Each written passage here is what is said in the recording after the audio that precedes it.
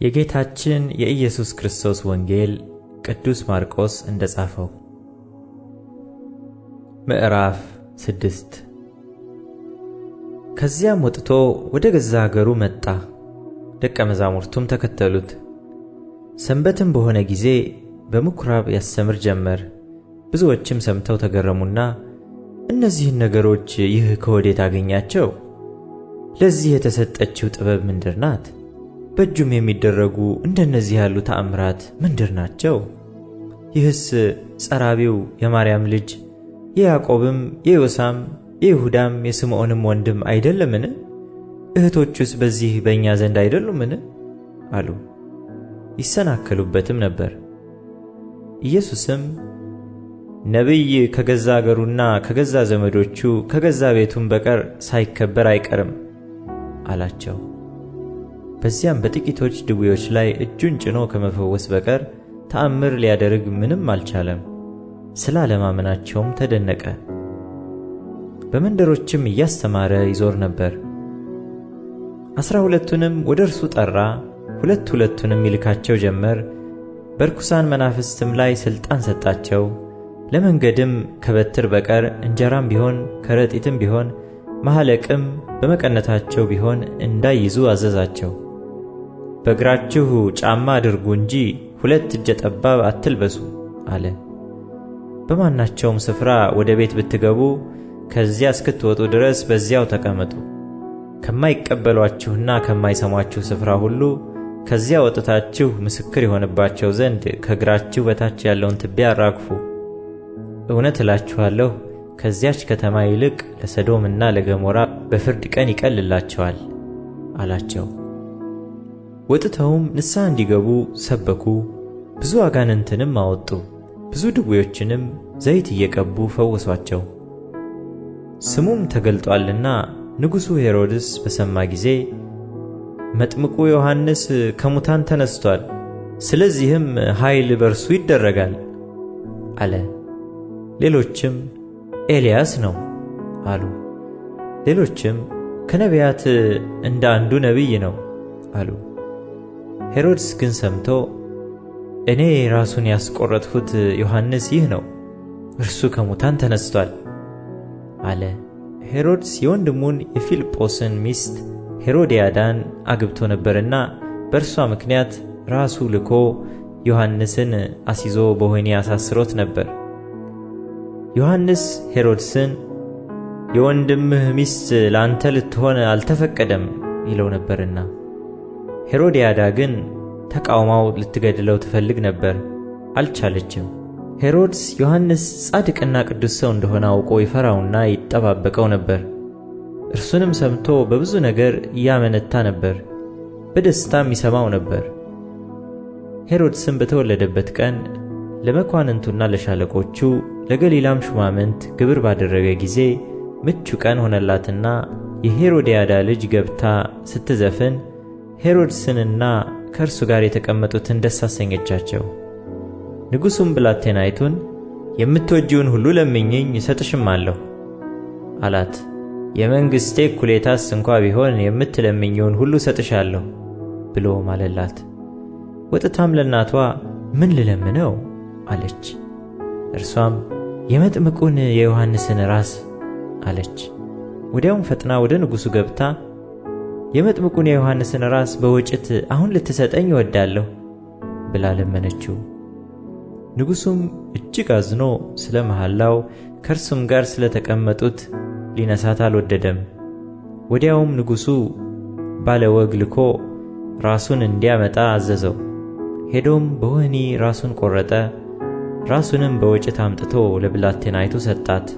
ብላቴናይቱም ለእናቷ ሰጠች። ደቀ መዛሙርቱም ሰምተው መጡ፣ በድኑንም ወስደው ቀበሩት። ሐዋርያትም ወደ ኢየሱስ ተሰብስበው ያደረጉትንና ያስተማሩትን ሁሉ ነገሩት። እናንተ ራሳችሁ ብቻችሁን ወደ ምድረ በዳ ኑና ጥቂት ረፉ አላቸው። የሚመጡና የሚሄዱ ብዙዎች ነበሩና ለመብላት እንኳ ጊዜ አጡ። በታንኳም ብቻቸውን ወደ ምድረ በዳ ሄዱ። ሰዎችም ሲሄዱ አዩአቸው፣ ብዙዎችም አወቋቸውና ከከተሞች ሁሉ በእግር እየሮጡ ወዲያው ቀደሟቸው፣ ወደ እርሱም ተሰበሰቡ። ኢየሱስም ወጥቶ ብዙ ሕዝብ አየና እረኛ እንደሌላቸው በጎች ስለነበሩ አዘነላቸው። ብዙም ነገር ያስተምራቸው ጀመር። በዚያን ጊዜም ብዙ ሰዓት ካለፈ በኋላ ደቀ መዛሙርቱ ወደ እርሱ ቀርበው ቦታው ምድረ በዳ ነው፣ አሁንም መሽቷል፣ የሚበሉት የላቸውምና በዙሪያ ወዳሉ ገጠሮችና መንደሮች ሄደው እንጀራ ለራሳቸው እንዲገዙ አሰናብታቸው አሉት። እርሱ ግን መልሶ እናንተ የሚበሉትን ስጧቸው አላቸው። ሄደን እንጀራ በ200 ዲናር እንግዛላቸውን? እንዲበሉም እንስጣቸውን? አሉት። እርሱም ስንት እንጀራ አላችሁ? ሂዱና እዩ አላቸው። ባወቁም ጊዜ 5 2ም ዓሣ አሉት። ሁሉንም በየክፍሉ በለመለመ ሳር ላይ እንዲያስቀምጧቸው አዘዛቸው። 100 እና 50 እየሆኑ በተራ በተራ ተቀመጡ። 5ቱንም እንጀራ 2ቱንም ዓሣ ይዞ ወደ ሰማይ አሻቅቦ አየና ባረከ። እንጀራውንም ቆርሶ እንዲያቀርቡላቸው ለደቀ መዛሙርቱ ሰጠ። 2ቱንም ዓሣ ደግሞ ለሁሉ ከፈለ። ሁሉም በልተው ጠገቡ። ከቁርስራሹም 12 መሶብ የሞላ አነሱ። ከዓሣውም ደግሞ እንጀራውንም የበሉት ወንዶቹ 5000 ነበሩ። ወዲያውም ሕዝቡን ሲያሰናብት ሳለ ደቀ መዛሙርቱ በታንኳ ገብተው ወደ ማዶ ወደ ቤተ ሳይዳ እንዲቀድሙት ግድ አላቸው። ካሰናበታቸውም በኋላ ሊጸልይ ወደ ተራራ ወጣ። በመሸም ጊዜ ታንኳይቱ በባህር መካከል ሳለች እርሱ ብቻውን በምድር ላይ ነበረ። ነፋስ ከወደፊታቸው ነበረና እየቀዘፉ ሲጨነቁ አይቶ ከሌሊቱ በ4ኛው ክፍል በባህር ላይ እየሄደ ወደ እነርሱ መጣ። ሊያልፋቸውም ይወድ ነበር። እነርሱ ግን በባህር ላይ ሲሄድ ባዩት ጊዜ ምትሃት መሰላቸውና ጮኹ፣ ሁሉ አይተውታልና ታወኩም። ወዲያውም ተናገራቸውና አይዟችሁ፣ እኔ ነኝ፣ አትፍሩ አላቸው።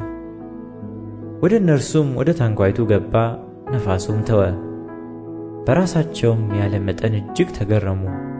ስለ እንጀራው አላስተዋሉምና፣ ነገር ግን ልባቸው ደንዝዞ ነበር። ተሻግረውም ወደ ምድር ወደ ጌንሴሬት ደረሱ። ታንኳይቱንም አስጠጉ። ከታንኳይቱም ሲወጡ ወዲያው አውቀውት በዚያች አገር ሁሉ ዙሪያ ሮጡና እርሱ እንዳለ ወደ ሰሙበት ስፍራ ሕመምተኞችን በአልጋ ላይ ያመጡ ጀመር። በገባበትም ስፍራ ሁሉ መንደርም ከተማም ገጠርም ቢሆን በገበያ ድውዮችን ያኖሩ ነበር። የልብሱንም ጫፍ እንኳ ሊዳስሱ ይለምኑት ነበር። የዳሰሱትም ሁሉ ዳኑ።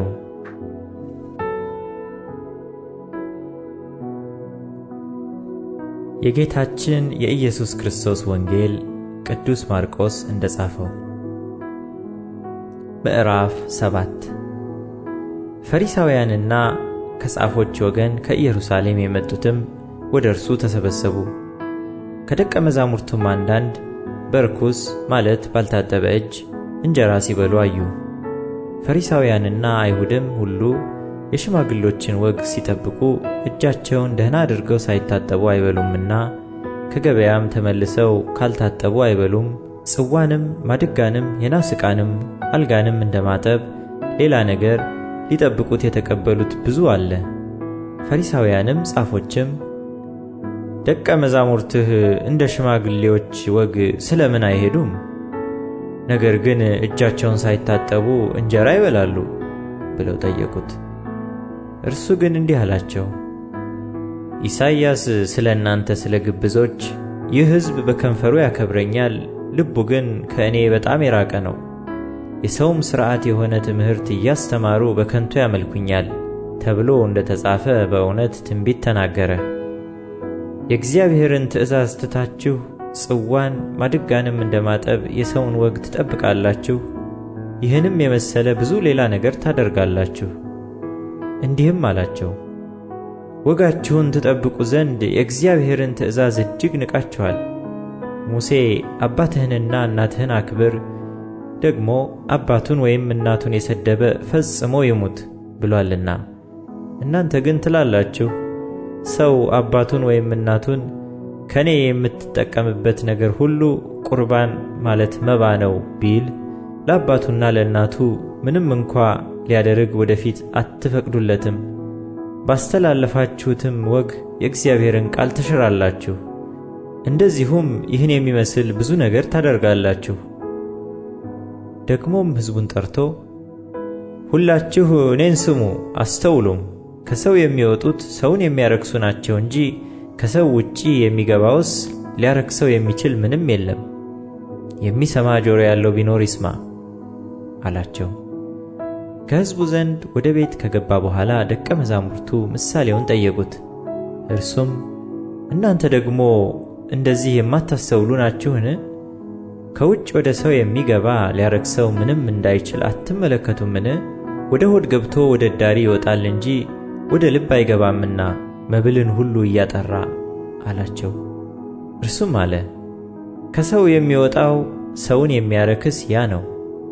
ከውስጥ ከሰው ልብ የሚወጣ ክፉ ሐሳብ፣ ዝሙት፣ መስረቅ፣ መግደል፣ ምንዝርነት፣ መጎምጀት፣ ክፋት፣ ተንኮል፣ መዳራት፣ ምቀኝነት፣ ስድብ፣ ትዕቢት፣ ስንፍና ናቸውና ይህ ክፉ ሁሉ ከውስጥ ይወጣል፣ ሰውንም ያረክሰዋል። ከዚያም ተነስቶ ወደ ጢሮስና ወደ ሲዶና አገር ሄደ። ወደ ቤትም ገብቶ ማንም እንዳያውቅበት ወደደ፣ ሊሰወርም አልተቻለውም። ወዲያው ግን ታናሺቱ ልጇ ርኩስ መንፈስ ያደረባት አንዲት ሴት ስለ እርሱ ሰምታ መጣችና በእግሩ ላይ ተደፋች። ሴቲቱም ግሪክ ትውልዷም ሲሮፊኒቃዊት ነበረች።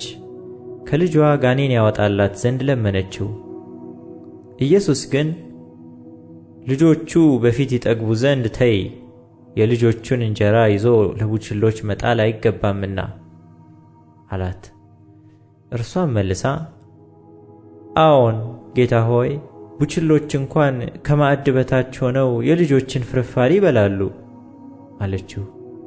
እርሱም ስለዚህ ቃልሽ ሂጂ፣ ጋኔኑ ከልጅሽ ወጥቷል አላት። ወደ ቤቷም ሄዳ ጋኔኑ ወጥቶ ልጇም በአልጋ ላይ ተኝታ አገኘች። ደግሞም ከጢሮስ አገር ወጥቶ በሲዶና አልፎ 10 ከተማ በሚባል አገር መካከል ወደ ገሊላ ባህር መጣ። ደንቆሮና ኮልታፋም የሆነ ሰው ወደ እርሱ አመጡ፣ እጁንም ይጭንበት ዘንድ ለመኑት። ከሕዝቡም ለይቶ ለብቻው ወሰደው፣ ጣቶቹንም በጆሮቹ አገባ፣ እንትፍም ብሎ መላሱን ዳሰሰ። ወደ ሰማይም አሻቅቦ አይቶ ቃተተና ኤፍታህ አለው። እርሱም ተከፈት ማለት ነው። ወዲያውም ጆሮቹ ተከፈቱ፣ የመላሱም እስራት ተፈታ። አጥርቶም ተናገረ።